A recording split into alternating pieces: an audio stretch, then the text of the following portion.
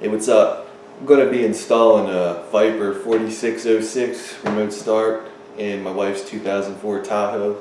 I think it'd be cool to show you guys the process, at least my process, because I'm not a professional installer. I do have some experience in remote starts, but I'm in no way, shape, or form a professional. I've never done one in a Tahoe, so I'm going to learn stuff about the Tahoe. In fact, I've already learned stuff about the Tahoe that I never knew before. So we're all going to learn something about the Tahoe. This is a pretty big job, to a professional. It's no big deal to them. They can probably bang it out in 45 minutes in one of these trucks. I'm not that guy, and I definitely won't present it as something that's fast and easy to do. You'll see why, you know what I mean? Since this remote start does not have an alarm, you won't see things like diode isolating the door triggers. You won't see things like sirens or additional sensors like tilt sensor, shock sensor, none of that stuff hooked up. We're not hooking up a siren. I might have sent siren twice. You also won't see the heated seats be tied into the remote start. I don't want that. What you will see in this video is things like adding the second accessory relay. You will see the pass lock and door lock interface installed, and you will see all 25 connections. I think it's 25 connections have to be made to get this remote start to work in this Tahoe, 25. You'll see all of them. Anytime I do some kind of an install like this, I try to come up with a plan. Now, this remote start isn't really for me, it's for my wife's vehicle, so it's really down to her what she wants to accomplish. And all she wants is something very simple. Push a button, the truck remote starts. Push a button, the doors unlock. Push a button, the doors lock. That's it. She didn't want siren that can go off. She didn't want it to honk the horns. She also didn't want anything that could disable the vehicle. So really what she wanted was just a very bare, basic remote start install. Nothing fancy, no bells and whistles. And she also wanted to have an extra remote with the system. We have a 35-pound troublemaker in the house who likes to put expensive things into cups of water. So having a second remote, was a necessity. She wanted to keep the install under 250 bucks. Actually, I wanted to keep it under 250 bucks because you're not even getting an alarm, you're not getting a two-way remote, you're not getting none of that stuff. So having a bare basic system should be under 250 bucks, at least in my opinion. What you're going to see over the next couple videos is not sponsored by anyone, it's not endorsed by anyone. There's no affiliation with any company or website. This is all just from me, just what I'm doing, you know what I mean? Alright, so now that all that boring stuff is out of the way, we're actually going to start going through the process.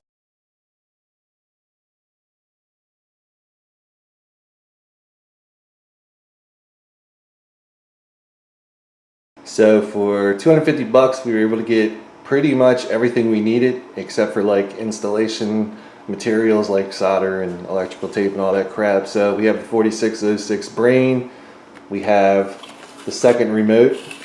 Because this 4606 is pretty much like the value line remote start, it only gives you one remote, so we picked up a second one. We also had to pick up the pass lock 2 and door lock interface module thingy. I also had to pick up a relay harness. Like I said, all this was right around 250 bucks. Alright, so the first thing I do is pull up the vehicle wiring. There's a couple different sources online for this stuff. You can kind of use this as a guideline for where all your connections are going to be. Now, since I've already done some research on this, we can go through this vehicle wiring and determine what we don't need, because you'll see that there are some circuits that we don't need here. So here's all of our ignition switch stuff. We don't have key sense, so just to make things easier on me, I'll cross him out. We have two parking light circuits that we can tap into. Now on our 4606, we have selectable polarity. We can make it negative, we can make it positive. For this install, we're going to make it negative. So go ahead, cross this one out. Boom. Fuck out of here. All this crap, this is all just like filler. It's just distracting. I don't need to see that. NA. Why even put it there? Fuck face. There's a note here about power locks. We'll get to that in a minute. We do not need dome light supervision. Trunk release.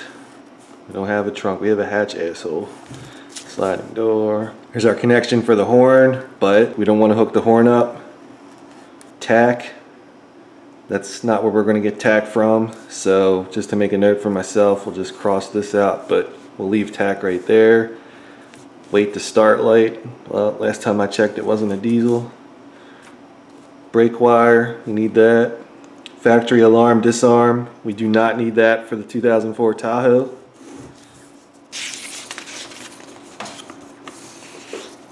So it's got some notes here. Vehicles equipped with pass lock 2, so that's why we need this GM DLBP interface. So we've got that. Ignition 2, white wire must be connected, blah, blah, blah. Know about that. BCM, know about that. So here it gets into detail about the door triggers. If you're gonna do an alarm on this thing, pretty much you've gotta get the door trigger signal for each of the front doors in each of the front doors. And then at the BCM and then diode isolate all 4 wires. We're not doing that. Because this, again, this is just remote start only. We're not worried about anything else. Well, looking at this list right now, I mean, it doesn't look half bad. We got 1, 2, 3, 4, 5, 6, 7, 8, 9, 10, 11 connections right there. It's always a good idea to cross-reference different things. One that I visited for the Tahoe had this parking lights brown wire at the headlight switch, and there is no brown wire at the headlight switch. I went ahead and compared this to the OEM service information, and it's all legit. The 4606 comes with a user's manual. I'm gonna do the same thing here. I'm gonna go down these lists and just cross off the things that I know I'm not gonna hook up. So main harness 6-pin, yes we need power, yes we need ground. No, we do not need horn honk because we're not using it. Light flash isolation wire, we're not using that. Pin 30 of light flash relay, yes we are using that. Ground when armed output, we're not using that. That's kind of cool. So I guess you could hook up a starter kill if you really wanted to. Door lock 3-pin, unlock and lock, we're using both of those. Remote start 8-pin, so we have our constant input for accessory and starter relays, we need that. We have our flex relay input 87A key side, a flex relay, we do not need that. Ignition 2 output, constant input, starter output accessory, constant input for ignition 2, and ignition 1 input slash output. Cool. Moving down to the auxiliary harness, the 24-pin connector. What are we going to need out of this? Well, we're not using the flex relay. We're not using second status. No trunk. No dome light. The Tahoe already does that. We need our status out. No auxiliary. No aux 1. No aux 4. We're going to need a hood pin for my safety or whoever's safety. Factory horn input. Not using that.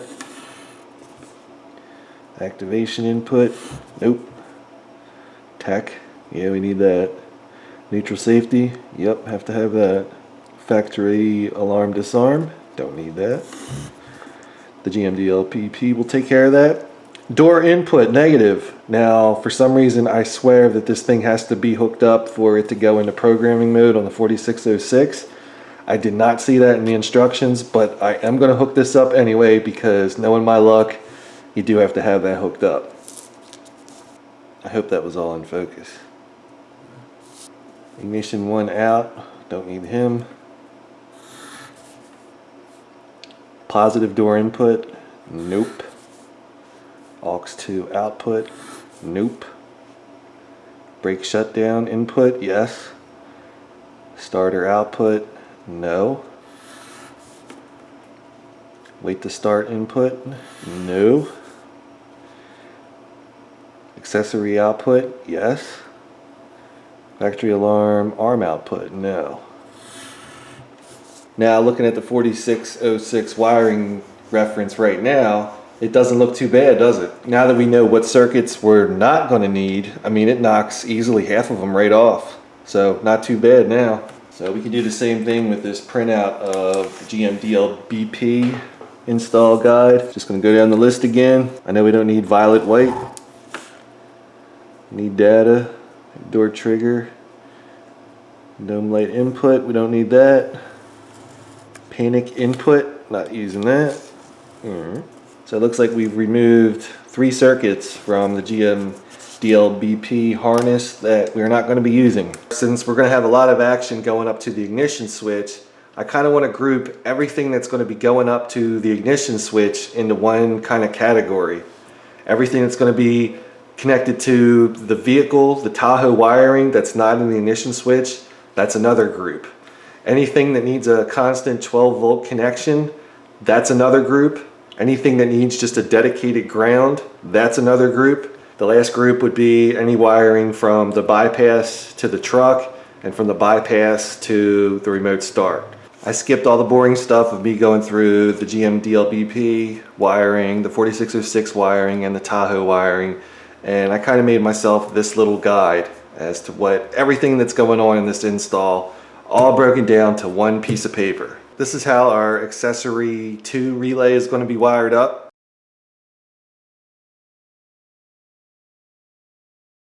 Here's our first accessory, which is orange, and you can see on this one that it only gets power when the key is in the run position.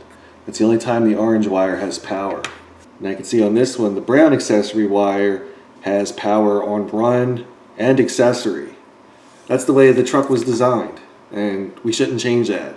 So accessory 1, which is orange, only comes on when the key is in the run position. Accessory 2, which is brown, will come on when the key is in run or accessory. If we just take these two and tie them together and put them onto the accessory output of the remote start, then any time the key is going to be turned to accessory, it's also going to power up the orange wire, which is not the way it was intended. So the way we're going to get around that is by using this accessory output out of the 24 pin off of the Viper. So what we're going to do for that is we're going to wire it in to a traditional SPDT relay. So long story short, on top of what's included with the remote start, we also have to add another relay. So what's going to happen here is when the truck goes to remote start, the 4606 is going to ground this wire here. This wire here is going to turn on this relay, and it's going to put power from 87 through the relay to number 30, which is going to go up to the column at accessory 2, brown wire at ignition switch. So that's how accessory 2 is going to work.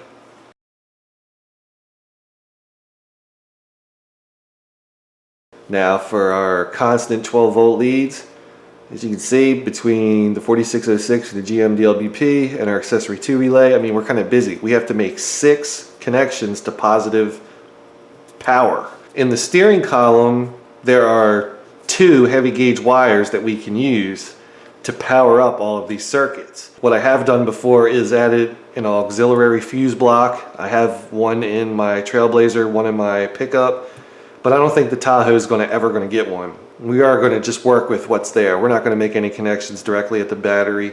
If you wanted to add your own auxiliary fuse block to put power to all of these inputs of the 4606 and GM DLBP, you're more than welcome to. I think we can pull it off. As I showed in the ignition switch wiring not too long ago, you could kind of see that, well, if you really looked at it really still, you can see that like the red and white wire in the ignition switch wiring actually powers ignition 1, ignition 2, and accessory 2. They're capable of handling a 40 amp load, so I'm not too concerned about, tying 3 circuits into each one, because from the factory, one of them does power 3 circuits. The other one powers 2. I think it's accessory 1 and crank, but for this, we're going to be all right. Kind of did the same thing with the grounds here. Went through each of the diagrams. Looks like we've got 3 grounds. We're going to have 5 leads coming up the column, getting tapped into the ignition switch wiring. We have 5 leads going up there to the column, and then we have 6 leads going up to the column. So the column is going to be kind of busy. I also went down a little bit more, broke it into more groups. The 24 pin from the Viper to the Tahoe. We've got like the hood pin, the tack, the brake switch. On the 24 pin to the GM DLBP, we have our status out, our negative door trigger input, and from the Viper 24 pin, we also have that accessory we have to wire up. From the Viper 6 pin to the Tahoe, we have to tie into the park relay negative at the BCM. Our connections from the Viper 3 pin to the GM DLBP are just the door lock negative outputs. And then finally from the GM DLBP to the Tahoe is where we're going to tie into the truck's data wire. So let's do a rough count here. We're going to make a grand total of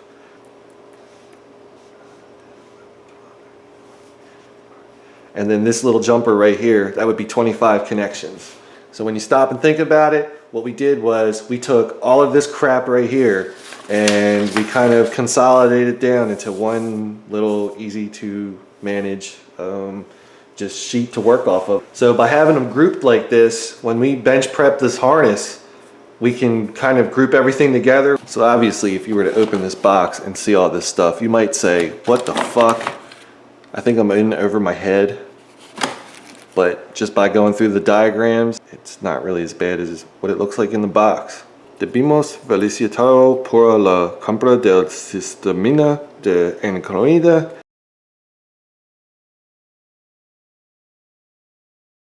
What we want to do now is prep these harnesses.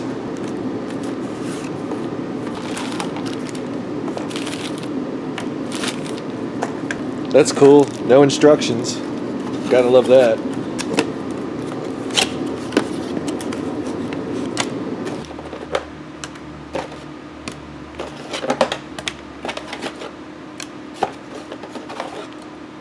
So on the 4606, we have our selectable light flash polarity. We're going to be using negative.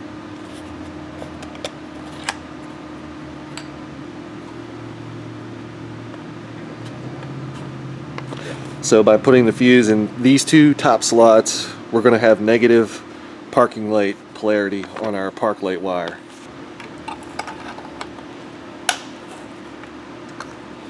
The way I do these is just to mount the bypass right to the brain of the alarm. So I think that'll probably be good.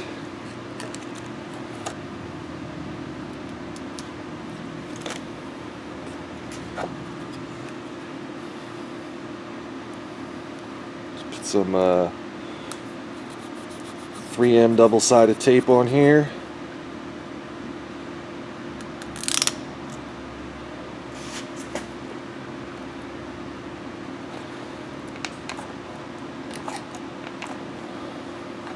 That should be cool. So what I'm going to do is I'm going to go through each one of these harnesses and take all the wires that we crossed out that we're not going to use and just kind of loosely group them together. So usually what I'll do is if I have some fancy color zip ties, I'll kind of use them so I know that everything that's zip tied off are circuits that we're not using.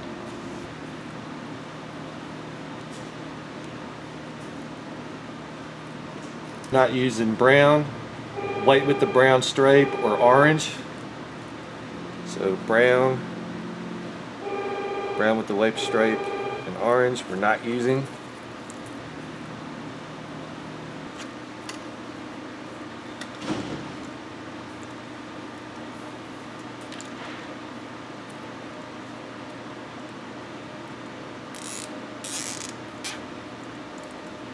And the door lock 3-pin connector, well, there's nothing to trim off of that.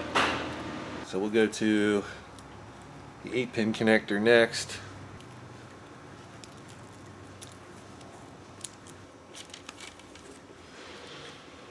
So we're not using pink and black, so tie him off. So instead of taking all the wires that I won't use, I'm just going to find all the wires that I will use and kind of group them together. So we've got orange, brown, green, black with a white stripe. Then from up here we've got violet with a white stripe. We've got gray and dark blue.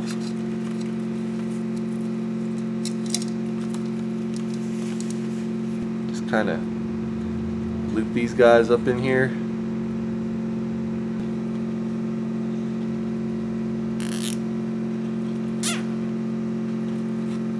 So that whole 24-pin harness, we're actually only using 7 wires out of it. So now we can trim down the GMBLBP harness a little bit. So same deal, we're just going to take all the wires that we crossed off on this list, the ones that we don't need. So we don't need violet and white.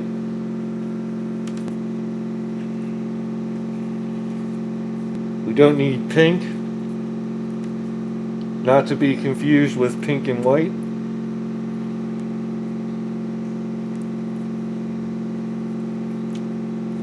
And we don't need orange, not to be confused with orange.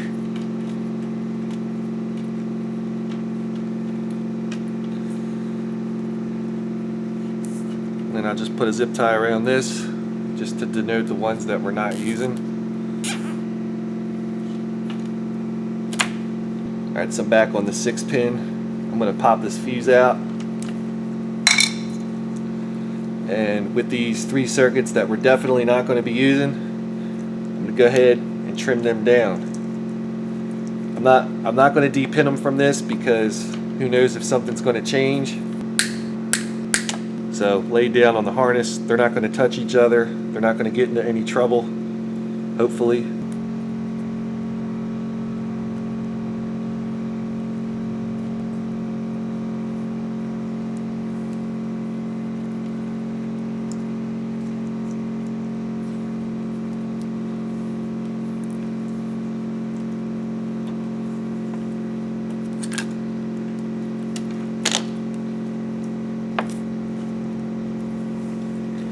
So instead of having all that spaghetti hanging off of there, the only 3 wires that now kind of do come off of this harness are the ones that we're going to be using for this harness. And we're just going to repeat the same thing for the other harnesses.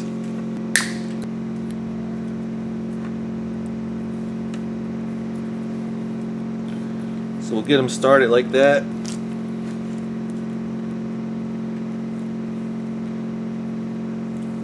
And then we'll just tape up this bundle, just one little layer of tape right here.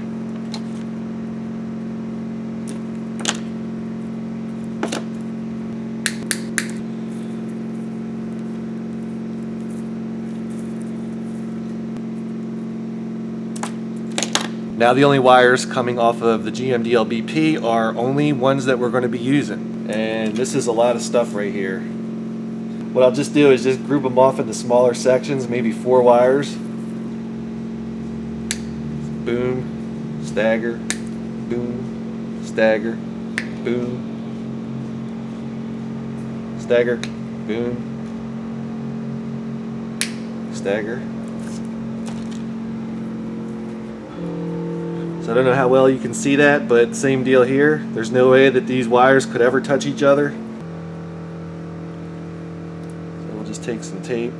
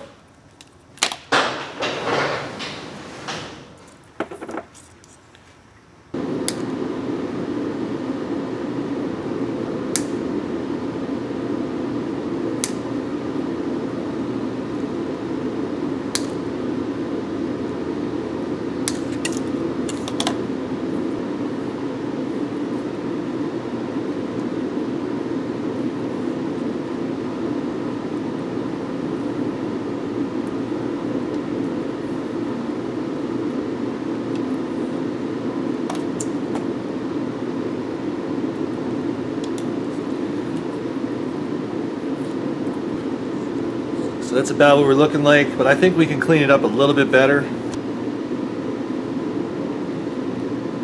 Let's see, can we fit this heat shrink over all this?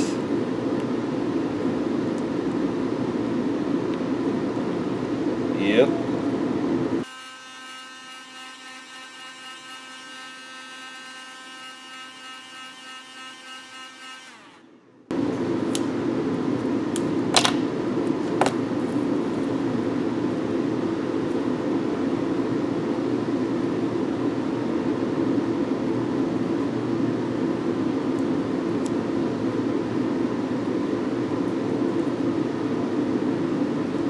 We've removed all this crap that we're not going to use. Definitely starting to get a little bit more manageable right now. So we're using a relay for Accessory 2. Most relays have their purpose stamped into the casing. So in this case, 85 is on the black wire of our harness. So I'll just make some notes. 85 is black, So 86 is going to be orange. And since 87 is also going to power 86, I'll kind of just pull them off to the side. And this is going to be their output to Accessory 2. So we're good there. So this is going to be a good time to show you a technique we're going to be using at the ignition switch. So to keep things kind of clean, we'll just leave maybe 3 inches coming off of our 86 connection.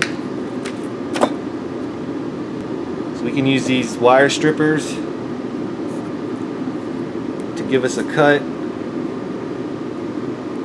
come down, I don't know, 3/4 of an inch or so. Get another cut or two. And since our razor blade's so dull, we might actually have to score this a bunch more times.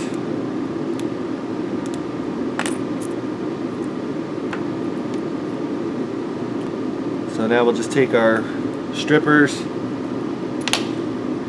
which apparently are as dull as that razor blade.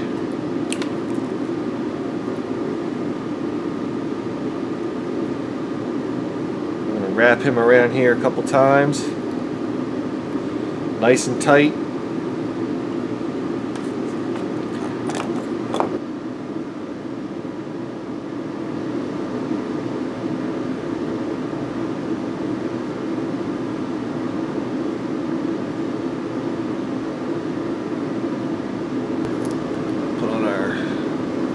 Heat shrink.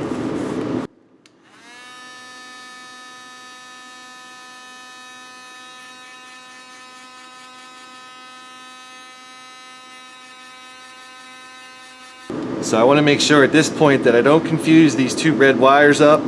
In this case, we'll take the one that's 30, and we'll just take a Sharpie, or you can even use a piece of electrical tape, painter's tape, anything to just make this one distinct as number 30. On our picture of our relay here, I'll just make a note that 30 is the one with the Sharpie mark. So here's our finished Accessory 2 relay, and we've trimmed it down to only having 3 leads instead of 4, so woohoo. We'll go ahead and plug our 24 pin connector in here. We're going to plug our main 6 pin connector in.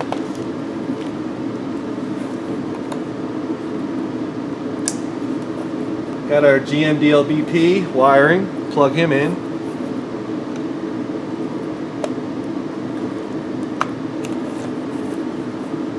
We've got our door lock connector. We've got our main 8 pin, plug him in.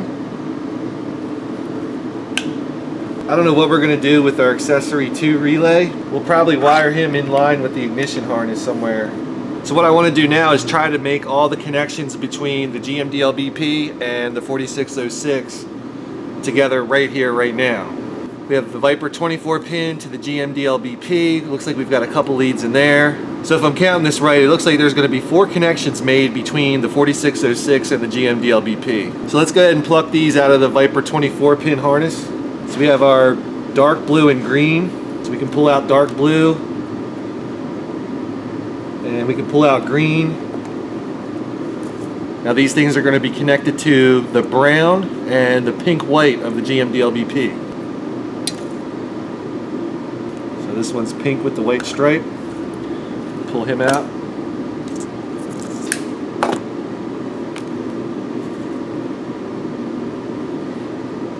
I'm going to take a little piece of heat shrink.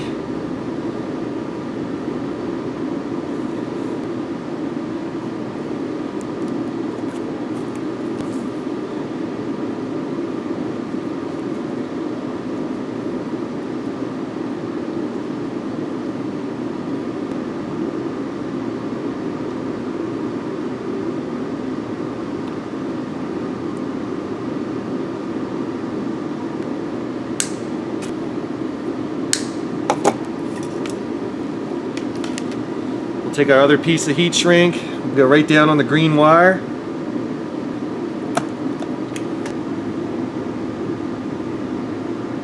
So what I'm going to do is I'm just going to lightly draw a line through these so you know that those were completed.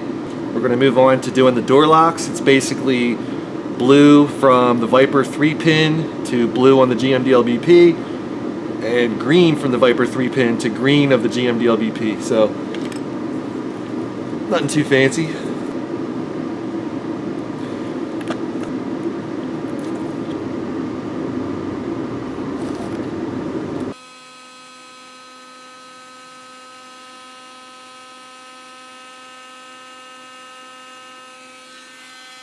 So we can go ahead and cross all this off.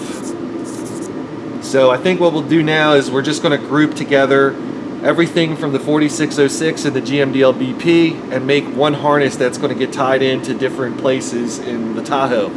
A quick rundown would be the hood pin, tack, brake, our park lights, our OBD2 connection, things like that.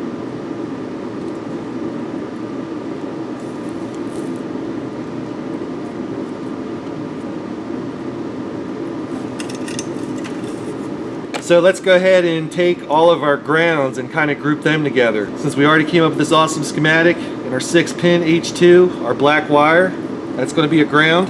From our 24-pin connector, our black wire with white stripe is going to be a ground. And from the GMDLBP, the black wire in there is going to be a ground. Now for our constant B+ leads, we're getting all of our power from the ignition switch harness. So I know we're going to need Viper H1 out of the 6-pin, which is going to be this one. Now thinking ahead a little bit, since I know that my Accessory 2 relay is going to be somewhere on this area, I think it would be good to grab that Accessory 2 relay trigger, which was the orange wire off of the 24-pin, and kind of route him in that direction too.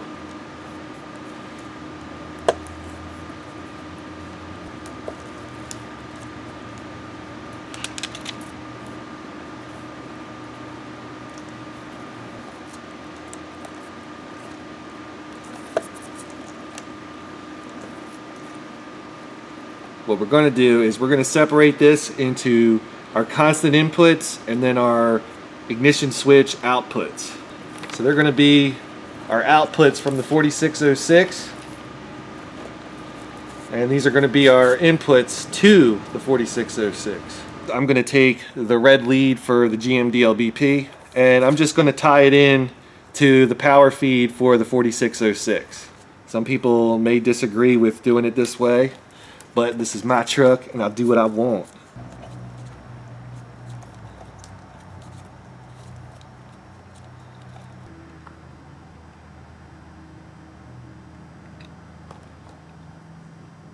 I have a feeling that I'm going to need to stretch out this Accessory to turn on.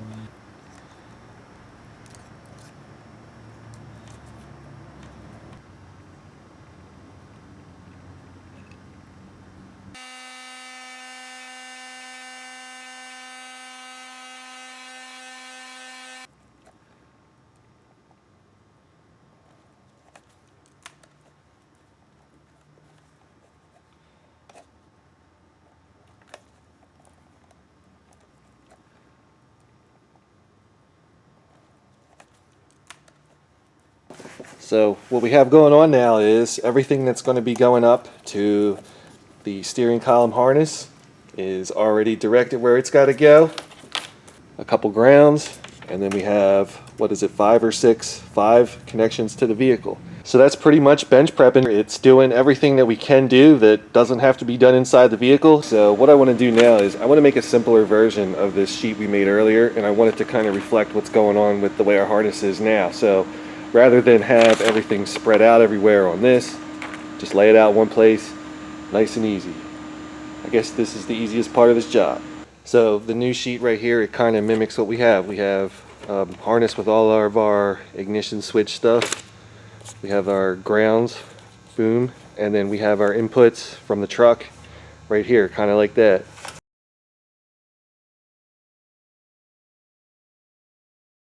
So we have to do some trim panel removing.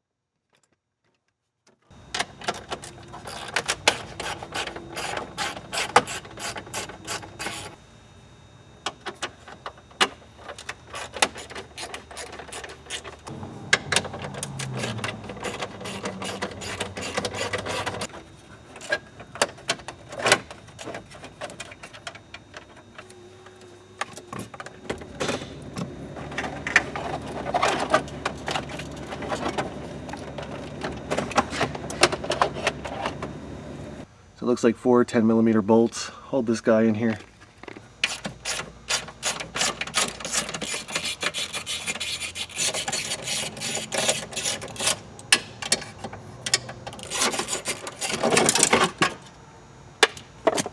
Under the column here is where we're going to make many of our connections. Way up in there is going to be where we're going to get our brake switch signal.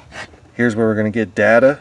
And I'm pretty sure somewhere in this area we can find a good ground for everything. So the majority of the wires are going to come from the remote start this way to this harness right here. You feel me? Now that I have a better idea of how the Tahoe is laid out, I'm going to make a few changes to this harness. I noticed that our data wire to the GM DLBP might have to be extended. It's better to be too long than too short. You know what I'm saying?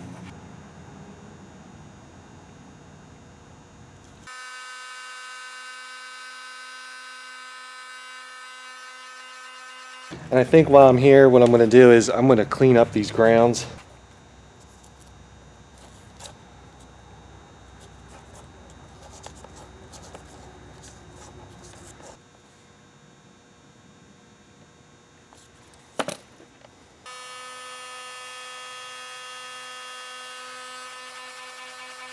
That bundle of stuff right there has got to go up inside behind the dash. I want that big cluster of crap to come out of this area and get tied in. I want to make sure that I can pull it out without having to cut wires. That's my most important thing. So the harness is not going to get cut to be, you know, a direct fit. There is going to be some slack. It might be hard to see, but what I want to do is fish the wires up from inside underneath the dash this way and have them come out like this way. So I've got some mechanics wire.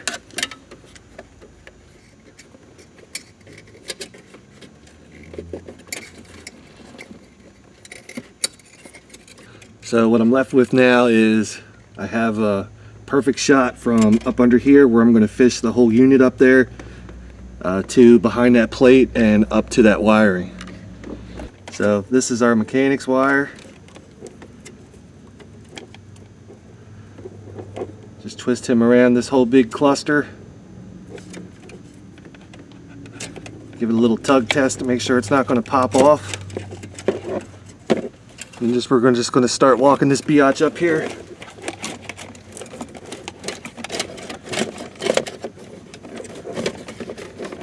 So it takes a little bit of wiggling / finesse / luck. There they are. They're coming.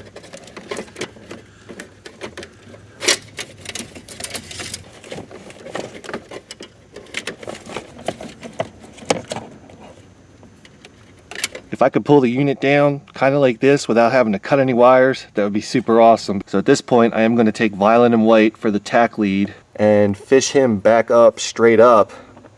So he'll come out right about where that cluster harness is.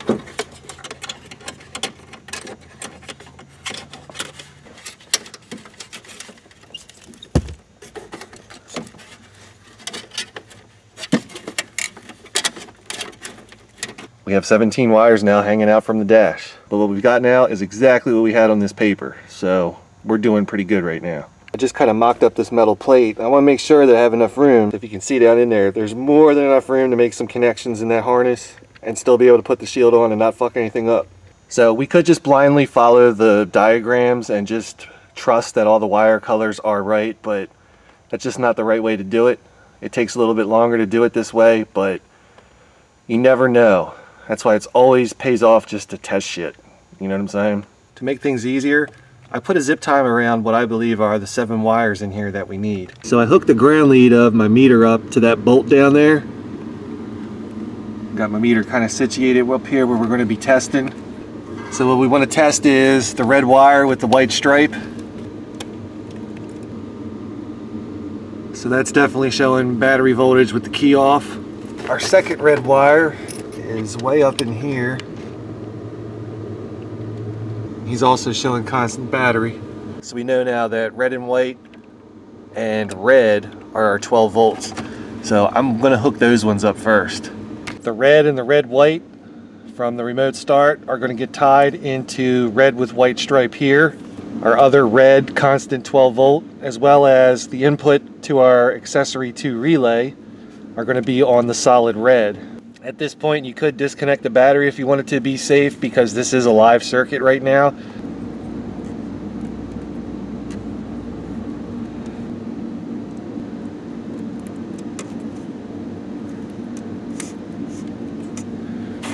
I'm gonna take my small pick here and just kind of split him apart.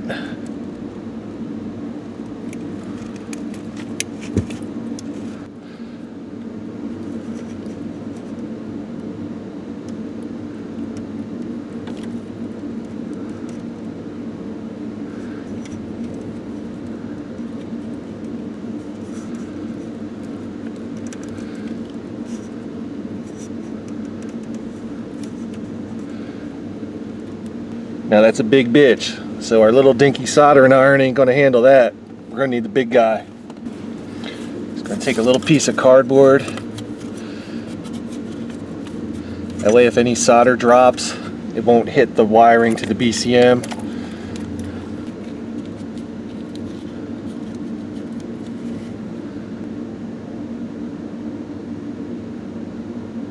I think I found a reason why I couldn't get much heat on that joint right up there. Well, my soldering gun broke in the middle of a friggin' install. Gotta love it. Well, you're gonna see some improvision, I guess.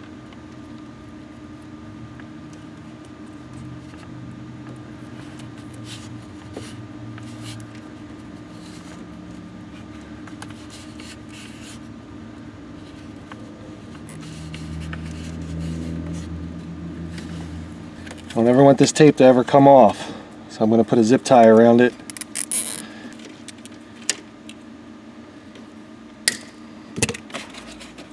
So coming to our sheet here, we did test red, white, connected him, and we did test red and connected him.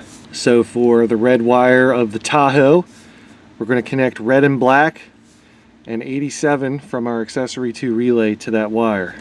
So our red and black is going to go to that, and then we're also going to loosely fit in our Accessory 2 relay. So definitely takes a lot longer with the iron, but we'll get her done. So I did the same thing, taped her up, slapped the zip tie around it, and that's our other half of our B+ connections. It's coming back to our list. We got red and black, and we also got our Accessory 2 relay 87 wired in. Alright, so I've got my little probe thingy on the pink wire. So with the key off, 0 volts. You turn the key to on. It's got battery voltage. You can test each one of the circuits first and then just come back and tap into them. Or you can do them one at a time. It doesn't really matter as long as you keep track of which ones you've tested and which ones are the correct ones. So I know that this fatty fat pink one is our ignition 1. I know that the white one that I'm plugged into now is ignition 2. So accessory, it has 12 volts. A little bit low, but that's okay. The truck's been on for a little while. Should probably put it on the charger. And in ignition, it also stays on. And again, that's for the brown wire up there. The fatty, fat brown wire. You cannot miss it. Testing the orange wire, which should be accessory 1. We got nothing in accessory. Turn the key to run, we have voltage. If I remember right, reading the diagram about that orange circuit, even though it's an accessory circuit, it only gets power when the key's in the run position. And so that means we have one more to test up here, and that's going to be the yellow wire for crank. I just went to the fatty yellow wire in this harness that goes up to the ignition switch. I shifted the transmission down into low so the truck won't crank. I'm going to hold the key to crank and see what we got here. And it went to battery voltage. Now I'm going to let my camera battery charge for a while, and what I'm going to do is I'm going to go ahead and make those 5 connections, but we'll come back and we'll do an overview. Crank wire, ignition 1, ignition 2, accessory 1, accessory 2. That's pretty much it. I want to show you guys something about this harness. So when we followed ignition 2, accessory, and accessory 2, it was kind of clipped in up there. This little fastener was clipped into this bracket like way in the back there, and then it just looped over. I pushed this to pull the connector out, And I was able actually to fish this out to make those 3 connections. Accessory, accessory 2, ignition 2, and then up there you can see ignition 1 pink and crank yellow. Coming back to our super awesome list here, we tested and hooked up pink white for ignition 2, pink for ignition, purple for crank, orange for orange, well, accessory, and accessory relay 30. Where am I going to put this accessory 2 relay? Well, I've got a lot of space in here, and since the leads of accessory 2 are kind of long, I mean, there's no reason why he can't chill out in this area and just have his leads run over there. So after some soldering and a couple zip ties, here's how we're looking right now. I kind of temporarily stashed our accessory 2 relay up in there. So I just want to take our brown wire for brake and our white wire for parking light negative, and those guys will run over this way. So in the brown plug of the BCM, which would be, if you're looking at the BCM, if you count this as connector 1, connector 2, connector 3, that's our brown one. So there should be somewhere in this harness a gray wire with a black stripe. So I have a solid gray right here, and then I do have a gray with a black stripe.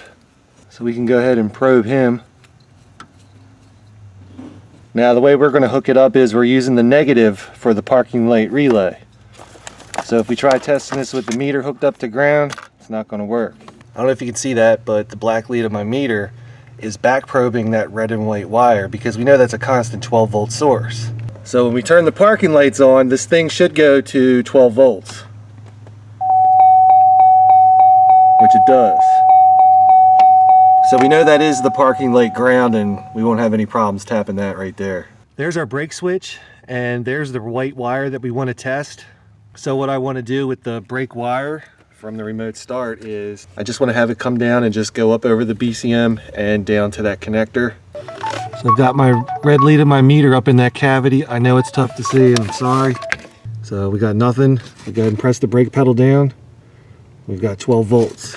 So we know for sure that the white wire off of the brake switch is going to be the one that we need to tap for our brake signal.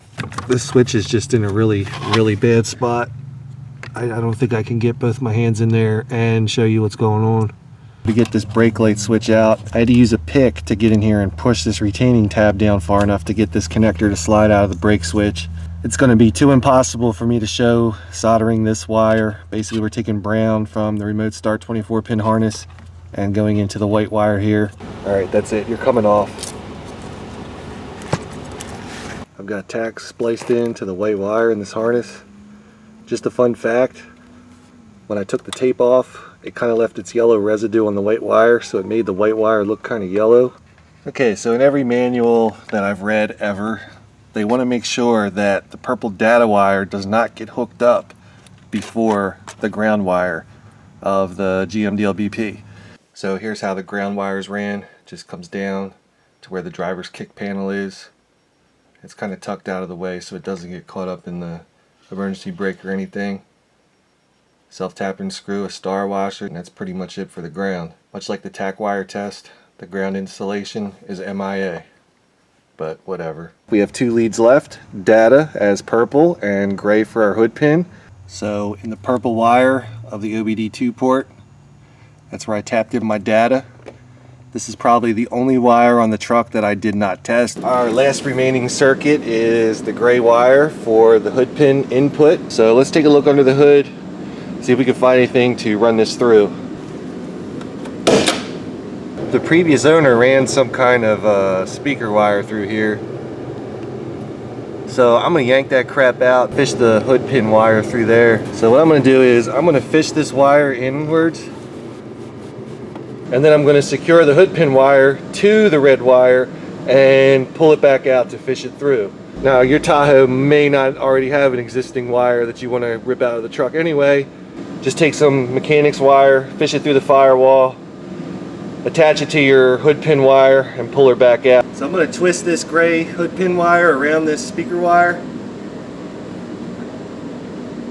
and then take a little bit of tape,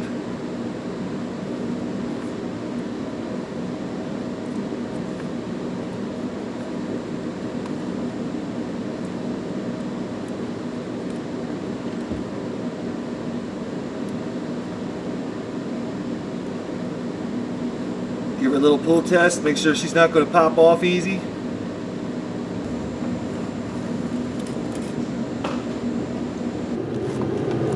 Now all I have to do is just pull the hood pin wire out of the tape.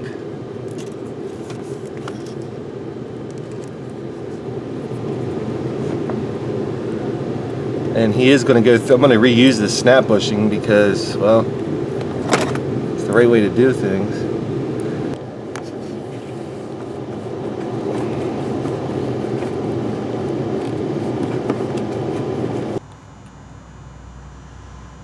It looks like I need to get an 11/32 inch hole for this hood pin.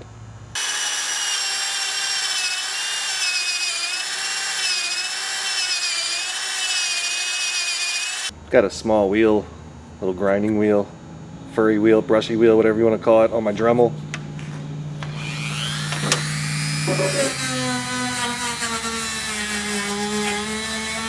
So nothing too crazy, just enough to get some raw metal hanging out of there. Just something for this star washer to bite into.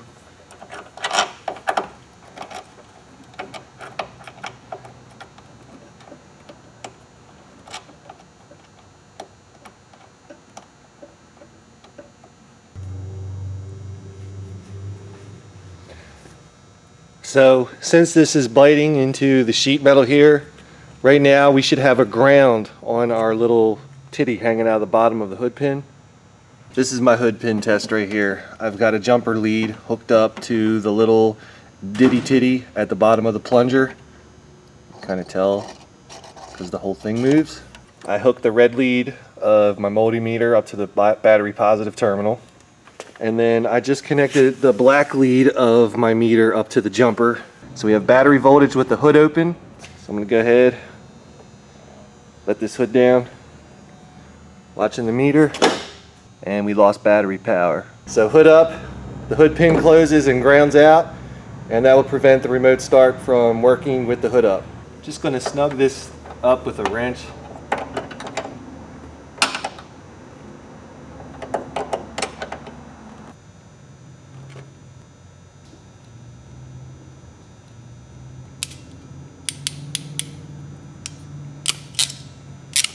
Give them a pull test.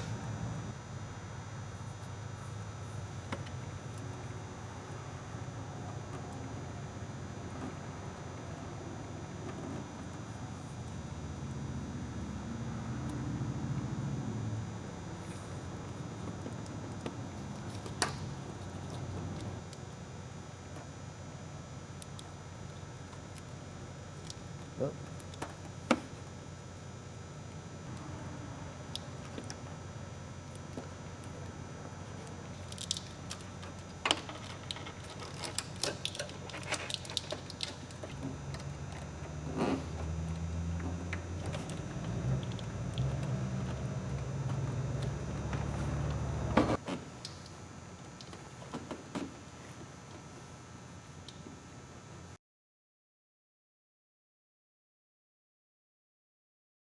Alright, so now for the real fun, and by fun I mean now for the not fun. So now we want to pop our fuses back in and let's do some programming. So I'm going to go ahead and pull the unit back out of here so we can get to those fuses. Okay, so I'm going to program the GMDLBP now. So if I can find this freaking programming button, push and release. 1, 2, 3. One more time. 1, 2, 3, 4. So I want to press and hold. Our LED's now solid. So let's go ahead and start the truck.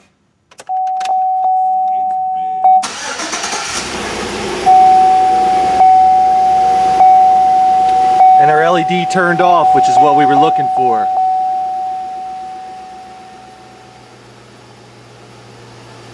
So go ahead and shut it off.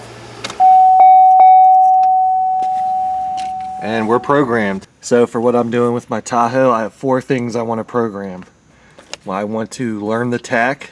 I want to change the system locking mode from active to passive. We have to change our transmission mode from manual to automatic. And I also want to change the runtime up to 24 minutes from the default of 12. Now in some cases with programming stuff, the doors have to be closed to go into it. And I need to get in here, so I'm kind of going to cheat the system by just pushing this latch in. Oh, kind of missed that, but all I did was just push the latch in. So this way the truck's going to think that the doors are closed, and it can let me do programming without actually having to have the doors closed. Learning the tack, start the vehicle with the key. Within 5 seconds, press and hold the control button.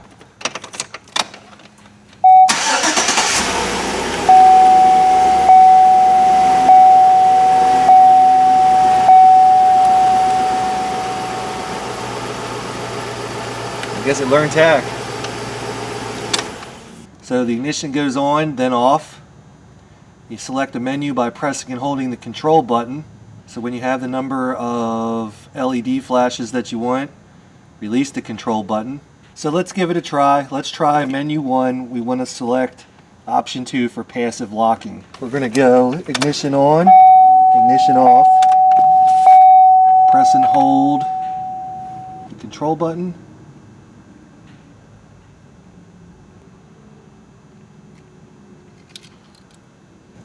Key off, key on, key off. Press and hold control.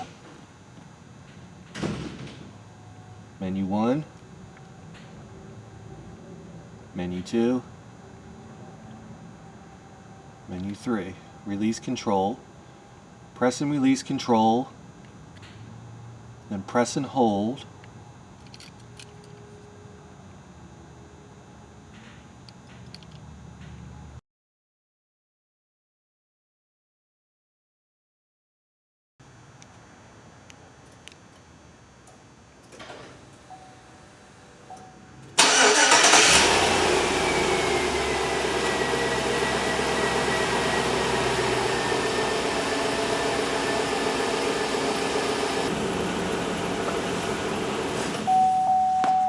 That was the brake check. One of the features I use a lot is what they call remote start takeover. I don't know if this has it, but we'll give it a try. So it should be if we push the remote start button, maybe twice.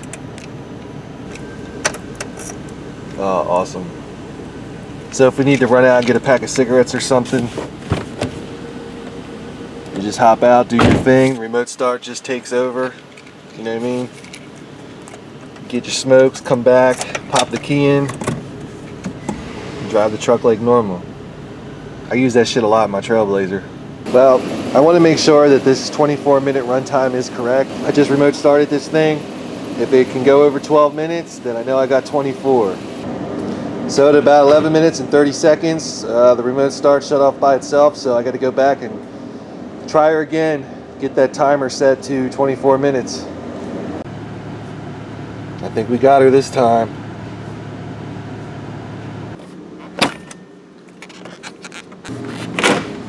So once again, I got a piece of mechanics wire.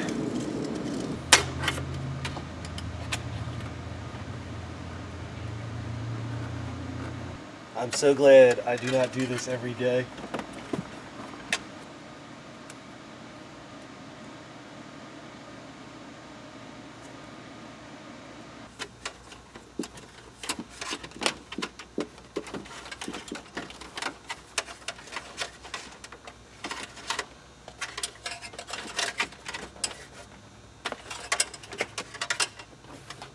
Just got some rubbing alcohol. That way this guy's got a nice clean surface to stick to.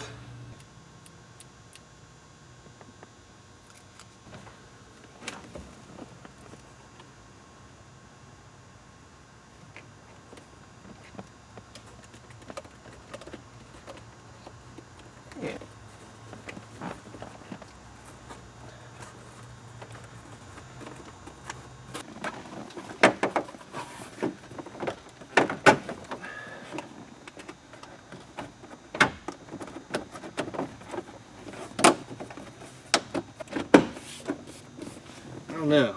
Tahoe, do you not like me or something?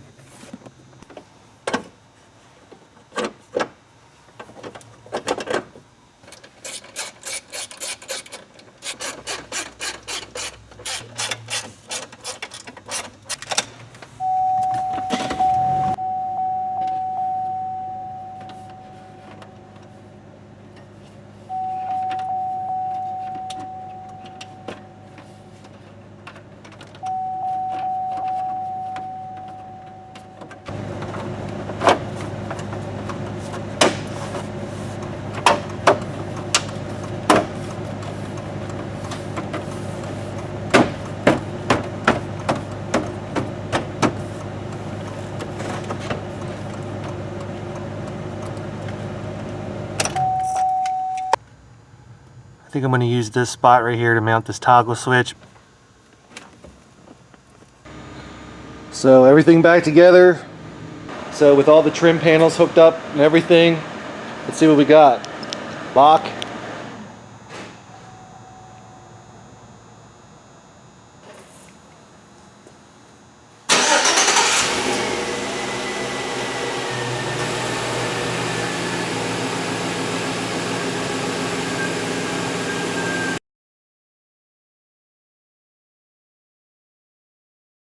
Well, here we are 2 years later. You can tell this thing's been used a lot. The buttons are all worn out.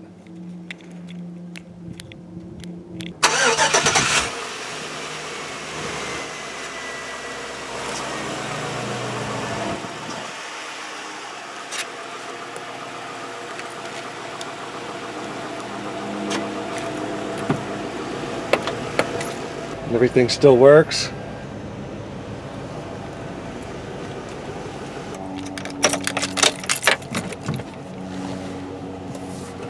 So yeah, I was just putting together that video for the Tahoe remote start install, and that shit was done in January 2015.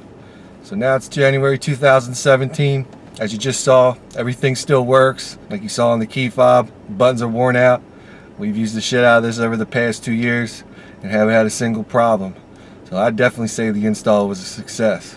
I'm gonna touch down on something a little bit. The price of this was around $250, with the extra remote and with the relay for Accessory 2. You definitely could get it a lot cheaper. I don't buy electronics like remote starts or bypasses from places like eBay or Amazon, and the real reason for that is a lot of times those places have old stock. I've had a lot of like the XKO1s or the PKJLs or whatever bought from eBay or Amazon, and they're dead on arrival. This could have been a $100 install. I prefer to use an authorized seller of these products, and 2 years with no problems, it's kind of worth the extra $150, at least in my opinion. So this video has sat on my hard drive for a while. I was really not looking forward to going through 10 or 11 hours worth of footage. I mean, the shit does take a while to do this kind of stuff, and videos like this a lot of people don't want to watch because they want a 5-minute how to install a remote start video. I don't make shit like that. Now, while I was going through that footage, there was so many times where that Danny Tanner motherfucker just kept trying to come out, and I had to edit out some really stupid comments about this guy's remote start experience. He's just another one of those clowns, like, the pink wire's your 12-volt wire, you don't need to test it. Yeah, you can't test it, but I do test it. That's the difference. I thought it was pretty funny that the dude would come out and try to get a little attention. I know, despite making countless videos in the shop I rented, your name, your sign, your building, nothing about you wasn't mentioned one time, really, because you're a nobody. Anyway, in closing, like I've said before, I love doing electrical projects like this. You know what I mean? I don't really do it for people because I like to take the time to do it, and my time is my money. And some people would say, you want to charge me 10 hours to put in a remote start? Well, yeah, I do, and if you don't like it, you can go somewhere else. It's not a big deal. I will get by without installing your remote start. I'm not even gonna bullshit you, this video took a lot out of me. You know what I mean? I spent basically the whole month of January grinding this bitch out. I burned a couple Saturdays. I really had fun doing this project, even though it was tough to edit and put together, and it was very time consuming. It was still awesome because I love electrical stuff like this, and I guess that's pretty much it. Thanks for watching, subscribe, and see ya.